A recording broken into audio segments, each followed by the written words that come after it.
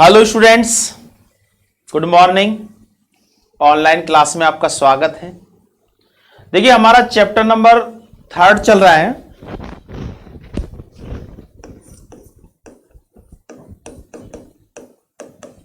जिसका नाम है वनस्पति जगत। इस वनस्पति जगत में हम एंजियोस्पर्म वर्ग के जो पादप होते हैं उनके अंदर किस प्रकार की विशेषताएं होती हैं ये हम पढ़ रहे हैं। एंजियोस्पर्म,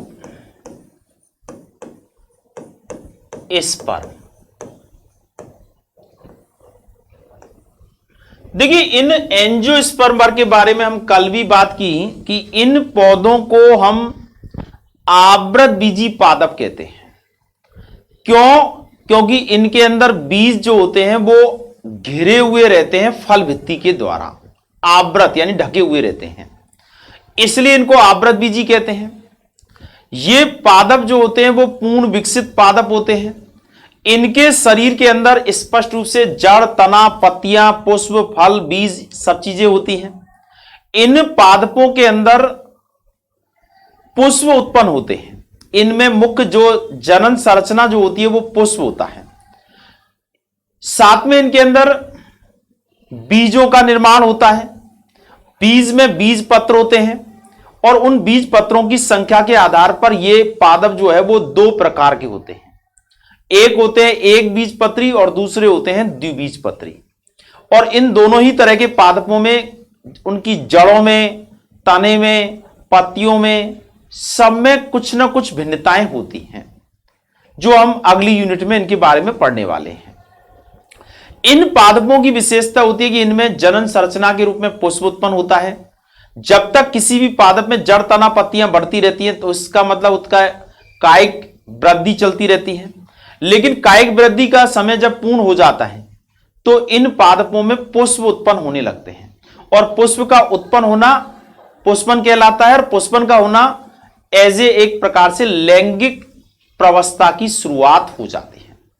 अब देखिए इन पादपों में जैसे हम देखें, ये पादप है,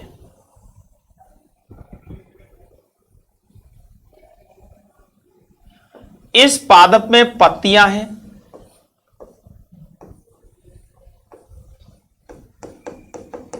पत्तियों में भी बहुत ज्यादा विविधता पाई जाती है, अलग अलग तरह की होती है।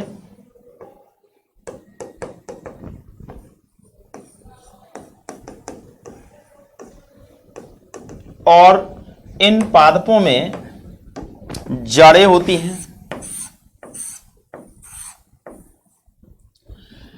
इनमें पुष्प उत्पन्न हो जाते हैं।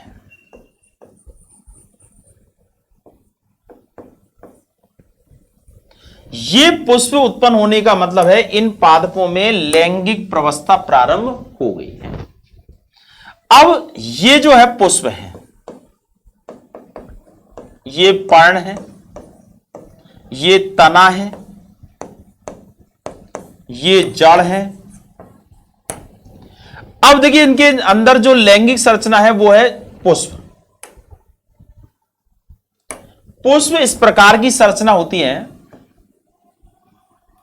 जिसमें एक पुष्पासन होता है, साथ में बाह्यदल होते हैं, हरे रंग की संरचना होती है। फिर इसके बाद इसमें दल होते हैं जो रंगीन होते हैं, गंध युक्त होते हैं। इसमें ये स्त्री केसर वाला भाग होता है और साथ में इसमें पुंग केसर होते हैं। ये एक प्रारूपिक पुष्प है, किसी पादप विशेष का पुष्प नहीं है। अब आप देखें इसमें कि ये है पुष्प वृंत, ये है बाह्यदल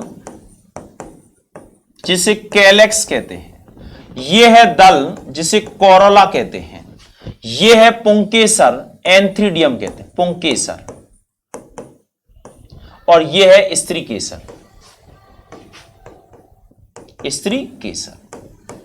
इनके बारे में हम बता चुके हैं एक बार पहले भी, कल हमने इनके बारे में जिक्र किया था, आज हम इनको चित्रों के द्वारा इनको समझा रहे हैं।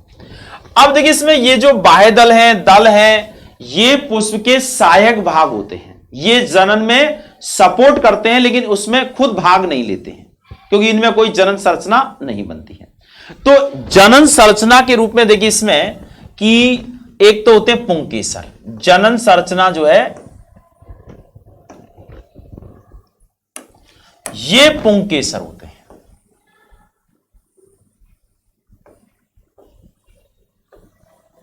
ये पुंकेसर का पोतंतु है और ये जो है वो परागकोश है। परागकोश, पोलन सैक। इस परागकोश के अंदर इसमें बनते हैं परागकण, पोलन ग्रेन। ये परागकण जो है वो इस प्रकार की संरचना होती है।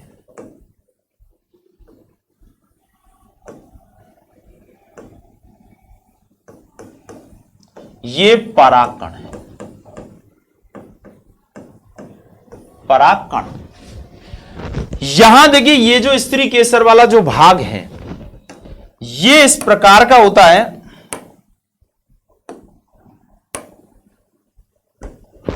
इस तरह का अंडप है ये।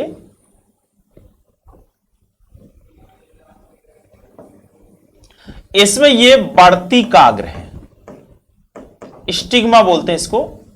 ये बढ़ती का है स्टाइल और ये है अंडाशय, ओवरी कहते हैं इसे, अंडाशय।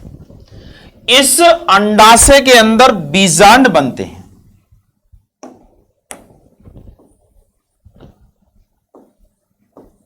ये होता है बीजांड। अब इस बीजांड की संरचना को अगर हम देखें तो इस बीजांड की संरचना इस प्रकार की होती है।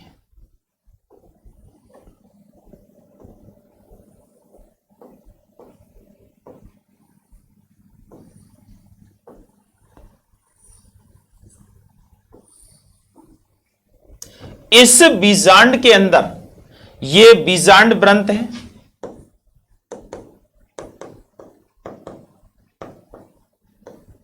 और ये इसके अंदर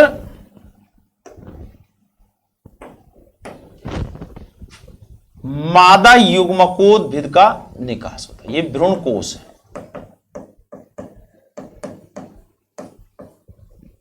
इस भ्रूण कोश में देखिए यहां 2 कोशिकाएं होती है, एक यहां कोशिका होती है, 3 कोशिका यहां होती हैं और एक कोशिका जिसमें 2 केंद्रक होते हैं। ये भ्रूण कोश है, यानी इसको कहते हैं मादा युग्मकोद्भिद। ठीक है। अब देखिए यहां पर आगे बढ़ रहे हैं हम कि ये जो परागकण है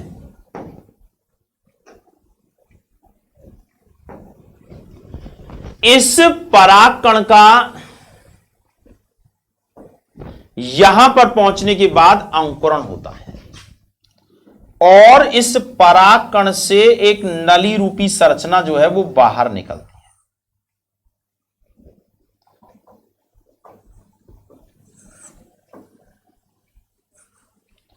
इसमें क्या होता है,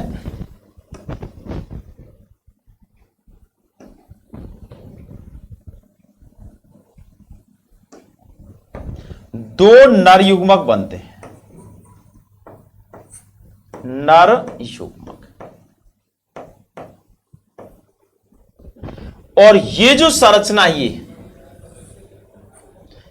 इस प्रकार की संरचना होती है जो कि मादा युग्मकोद्भिद संरचना है। इस तरह की देखिए जो यहां है बीजांड के अंदर है।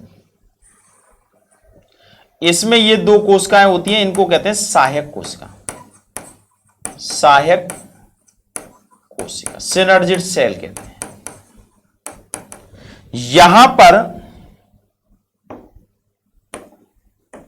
एक अंड कोशिका होती है जो कि मादा युग्मक है, अंड कोशिका।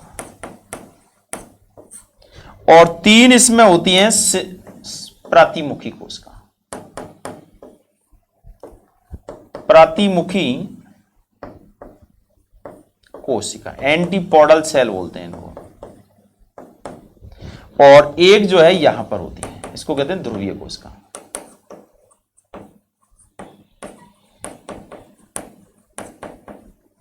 ठीक है। अब देखिए ये संरचना इसके अंदर है, ये संरचना इसमें है, यानी यहां पर चल रहा है काम। और ये जो परागकण है ये यहां पर पहुंच रहे हैं, यानी एक प्रकार से कौन सी क्रिया हो रही है? परागण की क्रिया होती है।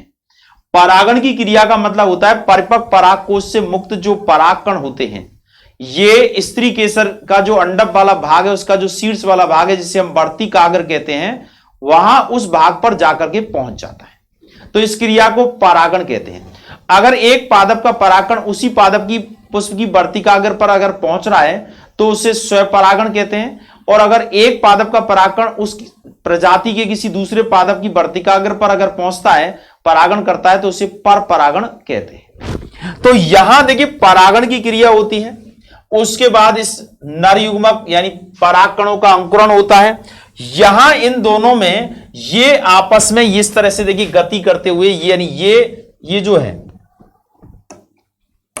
ये जो संरचना है ये यहां पर बन रही है, ये वाली, और ये यहां से ये इस तरह से जाकर के ये यहां पर प्रवेश कर जाता है, इस तरह से चला जाता है। और जाने के बाद ये जो नर युग्मक है ये आपस में मिल जाते हैं। तो यहां पर हम अब कहेंगे निषेचन। अब निषेचन के दौरान क्या होता है?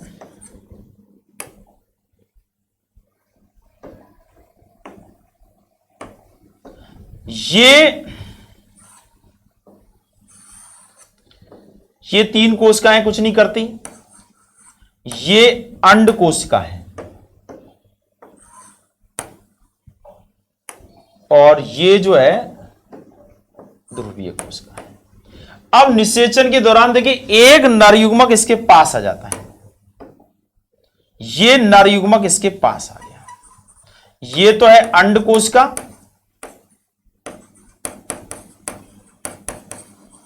और ये है नर युग्मक। ये एन है, ये भी एन है, और नर और मादा युग्मकों का आपस में मिलना ये कहलाता है निषेचन। निषेचन हो रहा है। और दूसरा नर युग्मक जो है इससे मिलता है, ये ध्रुवीय कोशिका है जो कि 2n है, और ये है नर युग्मक। इस तरह से यहां निषेचन की जब क्रिया हो जाती है तो इस संरचना में, यानी ये मादा युग्मकोद्भिद है, इसमें एक यहां पर बन जाता है युग्मनज जो कि 2n संरचना है, और एक यहां पर संरचना बन जाती है, इसको कहते हैं ये प्राथमिक भ्रूणपोष केंद्रक होता है जो कि 3n होता है और ये 2n होता है। अब इससे तो बनता है भ्रूण का विकास, भ्रूण बन जाता है, और इससे बन जाता है भ्रूणपोष। ये पूरी जो संरचना है, यानी ये संरचना बीज में परिवर्तित, ये संरचना किसमें होती है? ये सब किसमें होते हैं? बीज के अंदर। यानी बीजांड जो है, ये वाली जो संरचना बीजांड, ये बीजांड जो है वो कन्फर्म चेंज हो जाता है किसमें? बीज के अंदर। बीजांड, बीजांड से क्या बन गया? बीज। और ये जो अंडाशय ये किसमें बदल गई? फल में। तो फल अंडाशय के अंदर बीजांड है, यानी फल में क्या होंगे? बीज होंगे। तो ऐसी स्थिति में अंडाशय से फल का निर्माण होता है, बीजांड से बीज का निर्माण होता है, अंडाशय में बीजांड होते हैं, यानी फल के अंदर क्या होंगे? बीज होंगे। और ये बीज जो होते हैं जब अंकुरित होते हैं, अंकुरण करते हैं, तो अंकुरण करने से एक नया पादप विकसित हो जाता है। यानी इस तरह से इनका एक जीवन चक्र जो है वो काफी अवस्थाओं में से होकर के पूर्ण होता है। तो इसमें यहां देखिए फल का निर्माण भी हो रहा है। फल का निर्माण किससे हो रहा है? बार बार हम बता रहे हैं, आप समझ गए, अंडाशय से होता है। बीज का निर्माण किससे हो रहा है? बीजांड से हो रहा है। और बीजांड जो है वो कहां स्थित होते हैं? फल अंडाशय के अंदर। तो बीज कहां स्थित होंगे? फल के अंदर होंगे। तो इन पादपों में इस तरह से ये जो जीवन चक्र है ये लगातार चलता रहता है और इनके अंदर बीज और फल बनते रहते हैं। एक फल में जितने भी अंडक होते हैं उतने ही यानी बीज बन जाते हैं। आपने देखा होगा कई पादपों में बीज एक ही होता है, कई में एक से ज्यादा बीज होते हैं। साथ में देखिए इन पादपों की विशेषता होती है कि इनमें मुख्य पादप जो है वो बीजाणुविद अवस्था में होता है और उससे युग्मकोद्भिद अवस्था के रूप में नर और मादा युग्मक बनते हैं। फिर वापस निषेचन के पश्चात द्विगुणित संरचना बन जाती है, तो इसका मतलब दोबारा से बीजाणुविद अवस्था चालू हो जाती है। तो इनमें स्पष्ट रूप से पीडी एकांतरण की जो प्रक्रिया है वो होती रहती है, अर्थात बीजाणुविद से युग्मकोद्भिद अवस्था और युग्मकोद्भिद अवस्था से बीजाणुविद अवस्था आ जाती है। ठीक है, तो इस तरह से ये जो है आपका जो चैप्टर है वो पूरा हो गया। थोड़ा सा और रहा है, इसे हम कल कराएंगे। पीडी एकांतरण यानी किस तरह से पीढ़ियों का एकांतरण होता है। तो ये था एंजियोस्पर्म वर्ग के पादप, इनका आगे हम डिटेल भी पढ़ने वाले हैं अगली यूनिट में। ठीक है, तो आज के लिए इतना ही। ओके।